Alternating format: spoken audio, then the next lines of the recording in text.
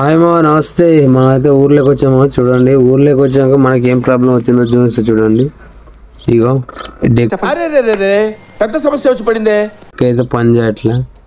Deck పని చేయకపోతే మనం ఎన్నిసార్లు ఊరినా కూడా వాళ్ళకి కినపడదు.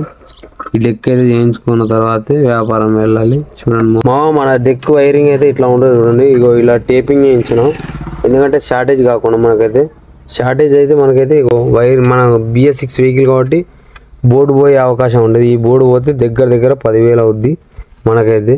దీనివల్ల కూడా పోయే అవకాశాలు ఉంటాయి మనకు షార్టేజ్ కాకుండా.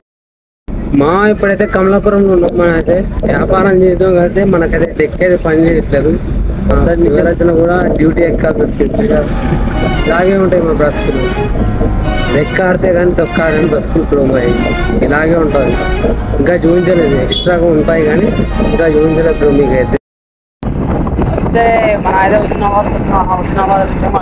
డెక్ చేయించడానికి అయితే మనమైతే హుస్నాబాద్కి వెళ్తున్నాం. మన పోతారం నుంచి 1 కిలోమీటర్ ఉంటుంది, అంతకంటే ఎక్కువ ఉండదు. కాకుండా మనం అయితే పెద్ద బండి మీద వెళ్ళడం ఎందుకని చిన్న బండి మీద అయితే వెళ్తున్నాం. మనకైతే చిన్న వెహికల్ కూడా ఉంటాయి, 2-3 వెహికల్స్ ఉంటాయి. ఎందుకంటే చూడండి మనమైతే ఇప్పుడైతే చూపించడానికి అయితే కారణం అయితే అదైతే వైర్ అయితే ఊడిపోయాయి మొత్తానికి అయితే. చూడండి అయిపోయింది అయితే ఇప్పుడైతే మనకైతే ప్రస్తుతం కంప్లీట్ అయిపోయింది. మనకైతే ఇప్పుడైతే ఇదైతే 30 రూపాయలు అయింది. అయితే హుస్నాబాద్ నుంచి అయితే వెళ్తున్నాం. పని అయితే అయిపోయింది, మనకైతే డెక్ అయితే అయిపోయింది. చూడండి మనదైతే హుస్నాబాద్ అయితే హుస్నాబాద్ నుంచే మనం పోతారం పోతున్నాం. చూడండి ఇక్కడి నుంచి 1 కిలోమీటర్ ఉంది అంతే మనకు రూమ్ అయితే. మనకైతే 2 షిఫ్ట్లు ఉంటాయి. వెహికల్ మీద అయితే 2 షిఫ్ట్లు కంపల్సరీ ఉంటుంది.